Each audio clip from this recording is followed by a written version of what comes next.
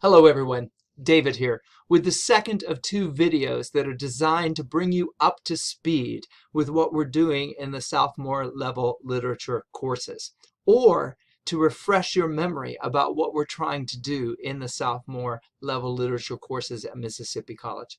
The first of these videos covered the why and the what it was we had done to sophomore lit and why we decided to do it. That video ended, if you remember, with a discussion briefly about our process of systematic analysis for complex text. In this video, we're going to dig in a little bit deeper into the how and the how to do it. That is exactly what it is that we're doing in the class overall, and then break it down to a day-by-day, week-by-week, semester-by-semester process. So if you haven't seen the first video, it's okay to watch this video and just get caught up. But if you want the full picture, go back and look at video number 1 and then come back to this video as well. In this video particularly, we will be covering the how and the how to do it. So when I say the how, I mean the overall goal of the course, the systematic analytical process that we introduced at the end of the last video, and a consideration of diverse text and exactly what we mean by diverse text. And then we'll launch into the much more practical aspects of the course, like what does a typical class in this new course look like, what are the assessments, and how might a semester be laid out. So those are the goals that we're going to be looking at as we move forward in this course. Let's back up to the how, the overall goal of the course. Now, in the last video, we spent some time talking about the student learning outcomes. Those are key when we think about analysis and synthesis in the course. Those are on the syllabus, and we do talk about them with the students. But when I talk with my students about what we're trying to do in this class, I wanted to give them a shorthand way of understanding exactly what the course is about. So very early on in the course, I tell them that this is a class in learning how to read complex texts. Literature, for sure, but it doesn't have to be literature. I suggest to my students that they are surrounded every day by complex texts, and that this course is a very practical course in learning how to handle those kinds of texts. Certainly, we want to introduce them to the world of literature and the various texts that are part of that world. But I stress to them that because this is a core course, it means that these skills that we're teaching, this process that we're teaching, is also transferable to their other classes in the university, but also to other areas of their lives. So I want to break that idea down a little bit because it really does serve as the foundation for what we're trying to do. So that phrase, to read complex texts, I want to start at the end and work my way back. What is a text? Well, as far as the English department is concerned here at Mississippi College, a text is anything that can be interpreted, anything that can be analyzed, and from that analysis, then claims can be made. Some texts are simple, some texts are more complex, some texts are just complicated. But on the screen, I've given you just some examples of kinds of texts that I show my students. Now, I want to stress here that I'm not telling my students what a text is. We actually explore in the first part of the class what the students themselves consider to be a text. Some of my students will decide at the end of that discussion that they're only interested in alphabetic texts, sort of the traditional language on a page kind of text. Others will be more open and will understand that videos and pictures are also texts. Some will open it even further to include things like computer code or road signs or even football plays. I don't try to come to an agreement with my students about what a text is. What I am interested in is that we raise the question with the students, that the students begin to understand that even the term text is complex and that they are surrounded by kinds of texts, whether they accept them as text or not.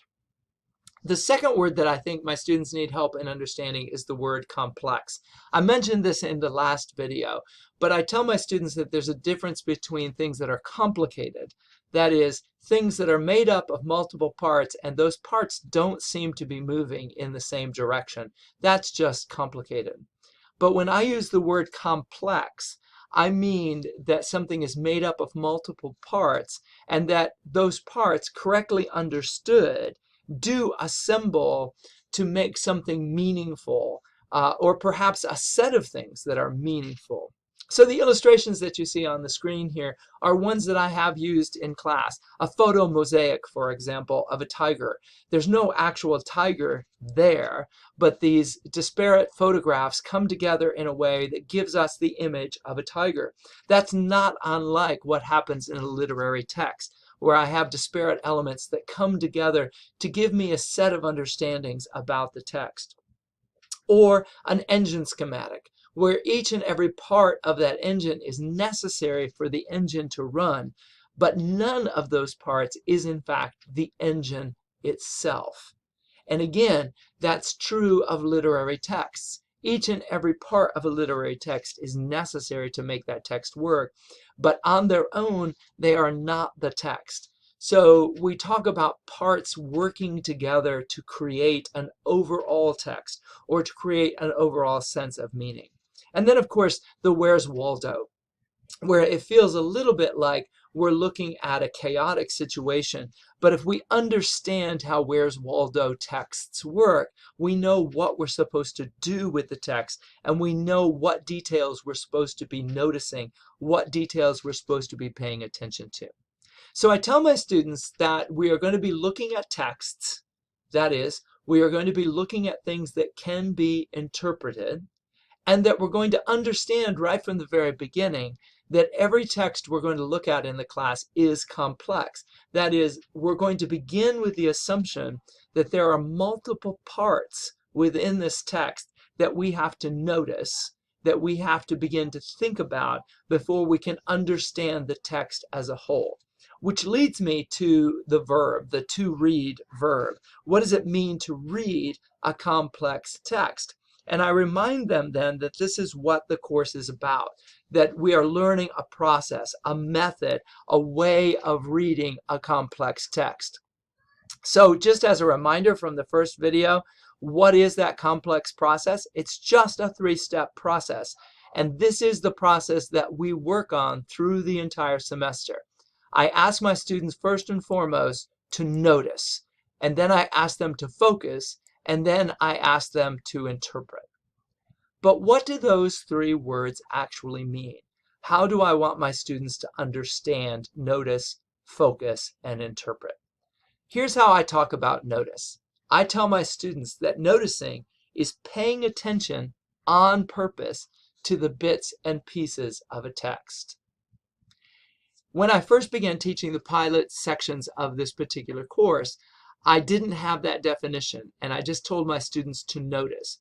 And what I discovered is that some of my students weren't noticing very carefully, or they weren't noticing with any kind of intention. So I asked them then to reconsider that idea of noticing, and that what I was really asking them to do was to move in with the intention that they were going to find bits and pieces of the text. So paying attention on purpose to the constituent parts of whatever text I've put in front of them. We begin with the assumption that it's a text. We begin with the assumption that it's complex. And if it's a complex text, then there are going to be bits and pieces here that I need to pay attention to. I also remind them that at this point, we don't have to know if those bits and pieces are important, or we don't have to know how they're important. I just have to notice the bits and pieces. I don't even have to understand those bits and pieces. I don't have to understand the text as a whole to do noticing. So if you're faced with a complex text, a poem, a short story, a video, a piece of artwork, I don't have to understand the text before I can start to analyze it. All I have to do is start paying attention to the bits and pieces that make up that text. What catches my attention? What makes me ask questions? I don't have to get them to add up the pieces just yet. I just need to get the pieces down, right? So I ask my students then to fill out that notice section with whatever catches their eye. There are things in the text that need to catch your eye. What are those things going to be for you? I also assure them that they might be different for different people, and that's okay. that I'm just asking them to get as many of those bits and pieces down as we can. I also ask them to look up any information that they need. If they don't know what a word means, or if they don't understand a concept, then they are free in my class to use their devices to look that up. And for sure, I want them to record any questions that come up as they're reading. Even if that question is, I don't understand anything about this text, I would like them to write that down so that we can have that as a piece. Now, since I've mentioned devices, I need to say something here about looking up interpretations of a particular text. We talk about this openly in my class because I do allow my students to look up definitions and to look up concepts. I tell them that, of course, they could type almost any text into their search engine and come up with an interpretation of that text. But I remind them that what we're really after in this course is the process of reading complex texts. In other words, I suggest to them that if they just look up an interpretation of a particular text, that someone is telling them an answer about the text. What I'm really interested in the class is that my students develop a process to construct their own answers about a particular text. Now, that means that some of their answers may be a stretch. Some of their answers may be difficult to see in terms of how I have traditionally read the text. But I want them to work through the process of what it means to come up with an understanding for themselves. Anyone can tell them the answers. This is about learning to think for themselves. And I need to allow them to do that. I need them to have the opportunity to do that in my class. Once we've got the bits and pieces down, whatever they've done, and I tell them that when they're noticing, more is more better. That is to say, the more you can notice, the more you have to work with. But once we have that notice section full, then we can move on to the focus section. And in the focus section, I tell my students that we need to start arranging the information. So whatever it is that they've noticed, they begin to sort and organize and categorize the bits and pieces into groups. When I was young, I used to visit with my grandmother, and my grandmother used to keep me occupied with a button box. It was literally a box full of a whole bunch of different kinds of buttons. And I used to actually love playing with the button box because you could sort those buttons in any number of ways. In my class, I've actually done activities where I give small groups bags of ill-sorted buttons and ask them to sort the buttons in a variety of different ways. That's literally what we're doing with the details that they've noticed in their notice section. How might you begin to arrange this information? What categories could you put this information in? It's beginning to think about what might be important, or it's beginning to see these relationships to other bits and pieces in the text, and it is bringing order from chaos. I stress to them that the categories are probably going to be different for different readers, and initially I get them to do this step in small group so that those who have difficulty understanding the idea of organizing and categorizing can work with others in the class to learn how to do it. It's also, I tell them, important to allow for complexity. So at this stage, we're not discarding anything that we've noticed. We've got to make room, or we've got to figure out that everything that I've noticed needs to go into a category or a group. Some of those groups may be contradictory at this point, but that's part of complexity. So once I've paid attention on purpose to the bits and pieces of the text, and once I've taken those bits and pieces and organized them, categorized them, sorted them, brought some order out of chaos, the next step then is to consider how those categories come together to support claims. Initially, some of my students had difficulty with this step because what I was getting from them was just a description or a paraphrase about what was actually happening in the text. So I had to understand that my students needed some explanation about the difference between a description and a claim, or the difference between a paraphrase and an assertion. I tell them sometimes that noticing is like playing the detective. I'm trying to figure out what's happening, and I don't know what pieces of evidence might be important. But when I get to the interpret part of my claim, I'm playing the lawyer. I'm trying to make all the bits and pieces of the evidence add up to a particular claim that I'm going to be making about the text. So I stress to them that a claim needs to be supported with the evidence that they've discovered, and that a claim should recognize complexity and be at least plausible. I don't have to agree with their claims that they come up with. I just have to help them to see whether or not they are plausible. Different readers are going to have different claims, and different readers can discuss those claims if they're based on the use of evidence. And my students begin to understand that very quickly, that I could make a whole set of claims about a text that would not necessarily be valid if we aren't, in fact, building this on evidence. Now, I think it's important to understand that this is a process that we're working on for the entire semester. So in fact, some students are going to be very good at this process very early on. Other students are going to struggle with moving from noticing to focusing, or moving from focusing to interpret. I don't try to do everything at once. As I'll say a little bit later in this presentation, I often begin with the first couple of texts just with noticing and maybe a little bit of superficial focusing. And then as the semester goes on, I continue to reinforce that process and build on that. So in this class, we're learning how to read complex texts. And here are some of the responses that I sometimes get from my students, especially early on. But I don't understand what I'm reading. That's fine. You don't have to understand at this stage what you're reading. You just have to know that it is a text that can be interpreted, that has bits and pieces. So your first step is not to understand it. Your first step is to see, can I see the bits and pieces, even if I don't understand what those bits and pieces are doing. I often hear from my students that I just can't read literature. I can't read a poem. I don't know how to read a short story. Tell me what it means. And again, I stress to them that literature is like other kinds of complex texts, that I don't begin with what it means, I begin with how it's working. And how it's working is in those bits and pieces. But I can just look it up on the internet. Yes, you can. You can also have people tell you answers to all sorts of things.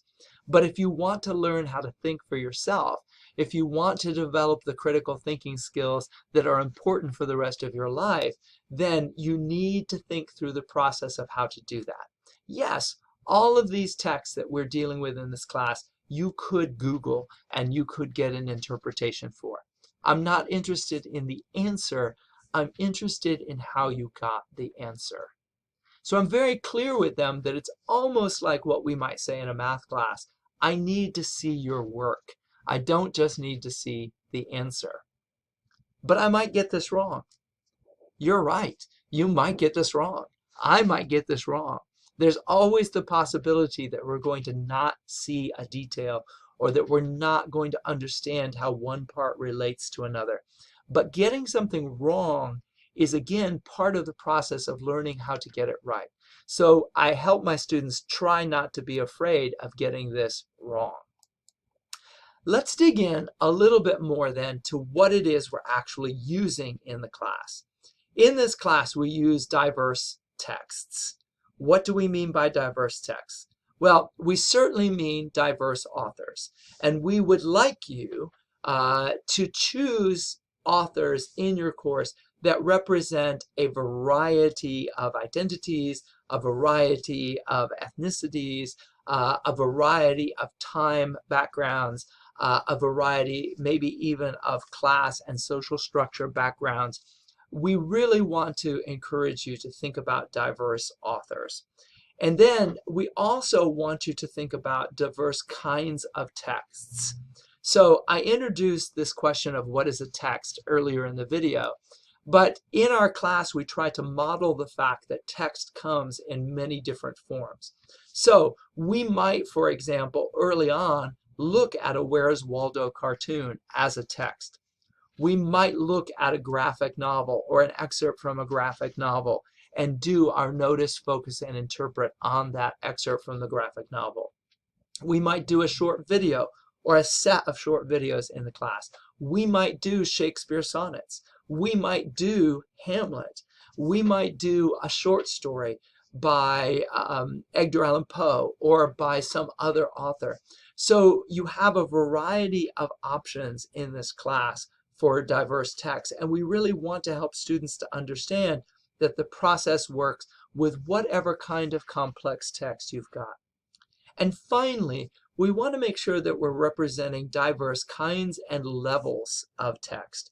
So sometimes the mistake that we make in teaching is that we start with too complex a text, and our students become frustrated really quickly.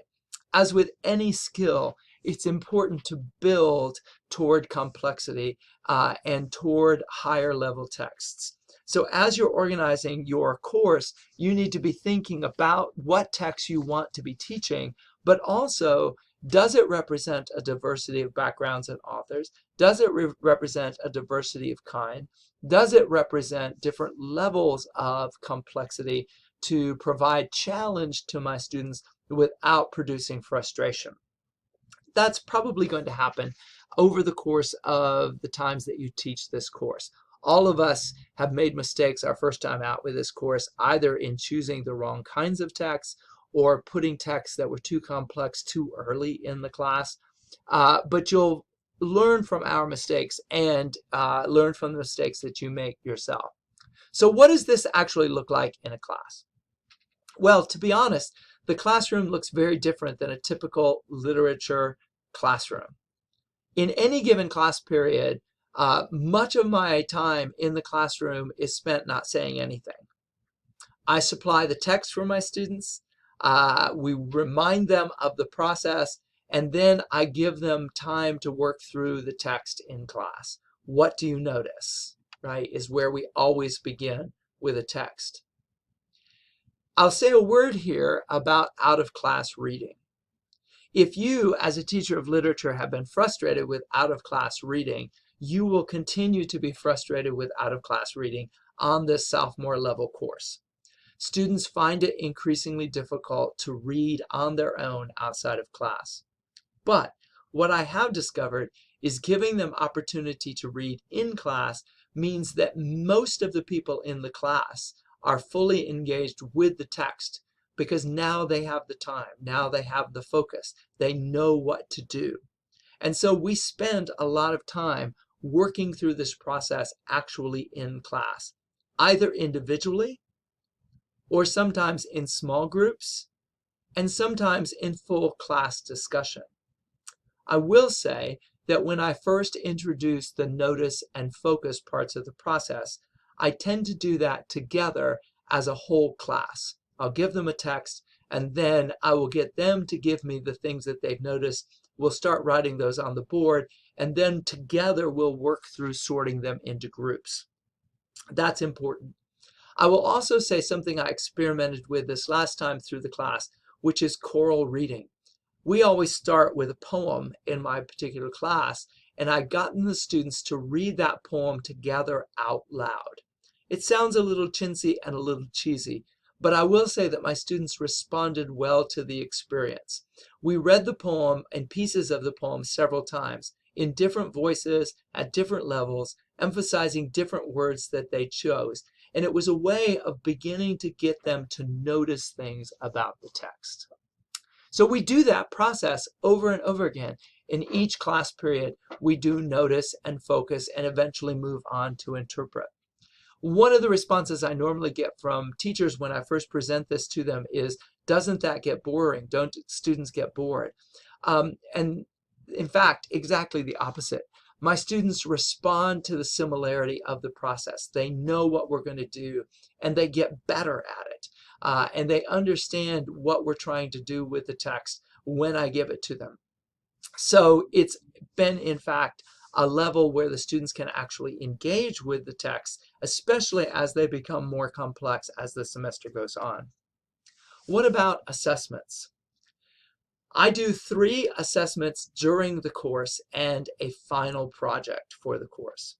The in-class assessments are exactly like what we do on a daily basis in the class.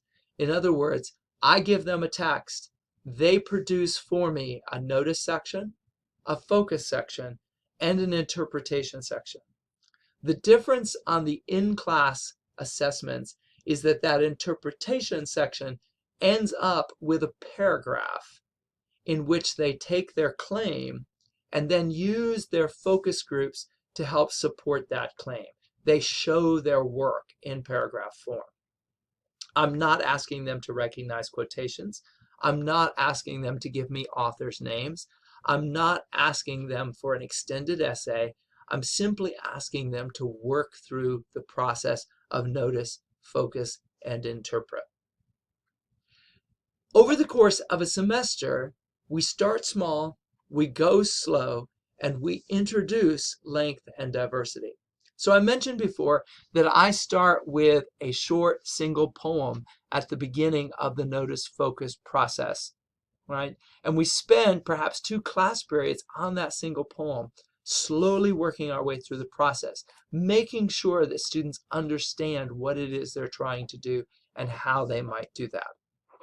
And then as we go on, we develop different skills with the students. We give them longer texts, we give them different kinds of texts, and we even give them groups of texts so that they begin to practice comparison contrast among texts as well.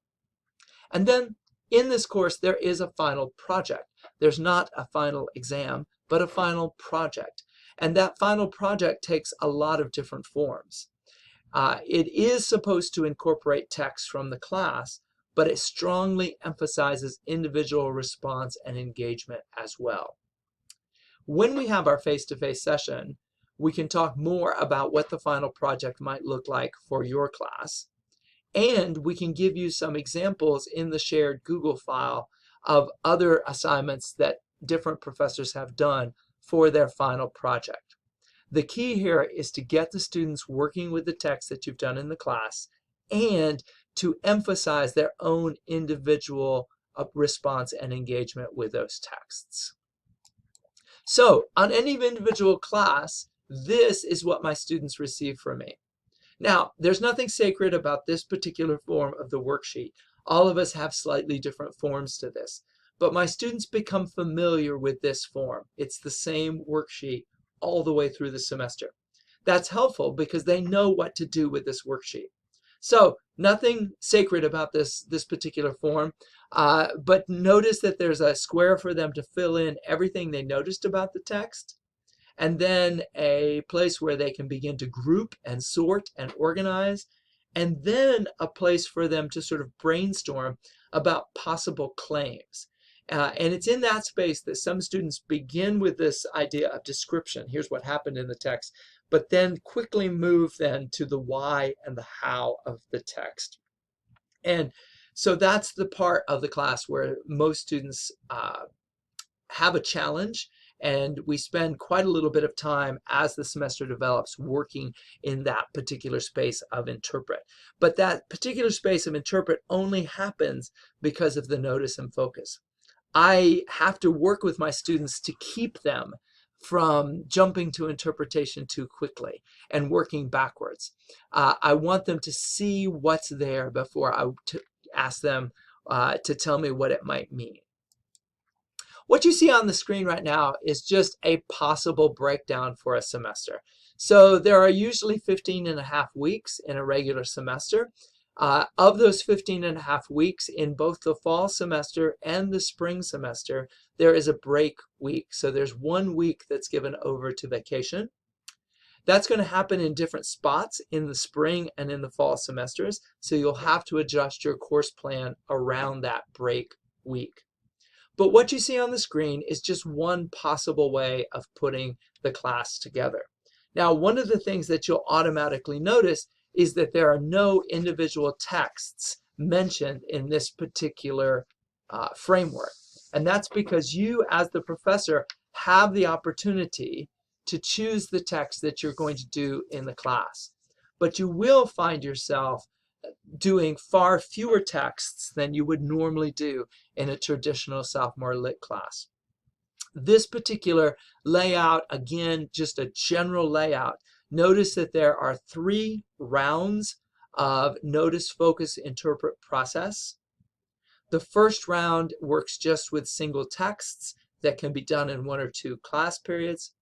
The second round introduces more diverse text or slightly longer text requiring more class periods to analyze a single text. And students learn to break longer complex text into sections. It may also begin with some comparison contrast, groups of texts. And then the third round, which for many of us is a book club round of some kind or another, or there's a fourth round, which is book club apart from the third round. We can talk more about that face-to-face. There are different ways to structure the class. But basically, the minimum is 3 assessments in class for the earning of points. And I let my students know where those are going to be right from the very beginning. Now, some guidelines to consider as we move into thinking about your particular course. Resist the urge to speed up. Almost all of us felt like we needed to move more quickly. We were so used to doing multiple pieces of literature every week that to do a single piece of literature over several class periods seemed like it was going to go too slow, or that the students might get bored. Trust me, your students will appreciate you taking the time to allow them to dig into the literature. I also need you to resist the urge to do more. I teach far fewer texts than I did when I taught sophomore lit in the old survey model. We can talk again face-to-face. You can see some of our class schedules, some of the way we've structured particular texts into our course. But one thing you will notice across the board is that we're teaching far less. And if you're resisting those things, then you have the opportunity to embrace flexibility.